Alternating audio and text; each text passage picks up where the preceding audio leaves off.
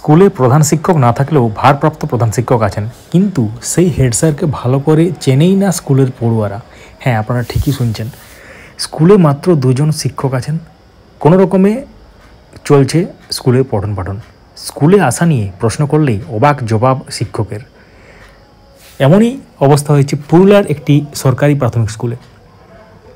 তো এই অবস্থায় স্কুলে তালা পড়ে গেছে এবং সেই প্রাথমিক বিদ্যালয়ে সোমবার দিন স্থানীয় বাসিন্দারা এবং অভিভাবকরা মিলে কিন্তু তালা ঝুলিয়ে দেন। দীর্ঘক্ষণ তালা দিয়ে বিক্ষোভ দেখান অভিভাবকরা। অভিভাবকদের যেটা অভিযোগ, দীর্ঘ 4 থেকে 5 বছর ধরে স্কুলে আসেন না স্কুলের প্রধান শিক্ষক।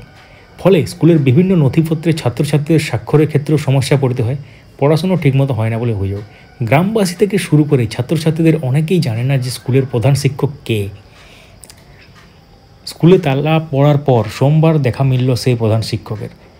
স্কুলে আসেন না এই নিয়ে প্রশ্ন করতেই তিনি বললেন, আসি, মাঝে মধ্যে আসি। কেন নিয়মিত আসেন না স্কুলে যখন প্রশ্ন করা হয়, তখন প্রধান শিক্ষকের জবাব, আমার শরীরটা ভালো না। তার দাবি, ঊর্ধ্বতন কর্তৃপক্ষকে এই কথা জানিয়েছেন তিনি। তাকে নাকি মাঝে মধ্যে আসতে বলা হয়েছে। এটা শুনে একটু অবাক লাগছে যদিও। তো স্থানীয় অভিভাবক একজন তিনি বলেন যে কে হেডমাস্টার পড়ুয়ারা চেনে না। 5-6 বছর ধরে যদি কেউ আসা যাওয়া না করে তাহলে চিনবে কী করে। তাদের দাবি, পড়াশোনা হয় না বললেই চলে, দ্রুত এই পরিস্থিতির সমাধান চাইছেন কিন্তু তারা, অর্থাৎ সমাধান কিন্তু চাইছেন দ্রুত এই পরিস্থিতির। অর্থাৎ আসি, আমি মাঝে মধ্যে স্কুলে আসি, এটা তিনি কিন্তু বলছেন প্রশ্ন করার পর। অর্থাৎ তার শারীরিক অবস্থা ভালো নেই এবং সেটা ঊর্ধ্বতন কর্তৃপক্ষ নাকি জানে এবং সেখানে নাকি ওরকম বলা হয়েছে। তো আপনারা কি মনে করেন, ঊর্ধ্বতন কর্তৃপক্ষ থেকে এরকম কি বলা হবে যে আপনার স্কুল মাঝে মাঝে আসবেন? এটা কোনোদিন হয়তো আমাদের যেটা মনে হয় যে এরকমভাবে ঊর্ধ্বতন কর্তৃপক্ষ হয়তো অফিসিয়ালি বলতে পারে না। তাহলে এই এরকম চিত্র কিন্তু অনেক স্কুলেই আছে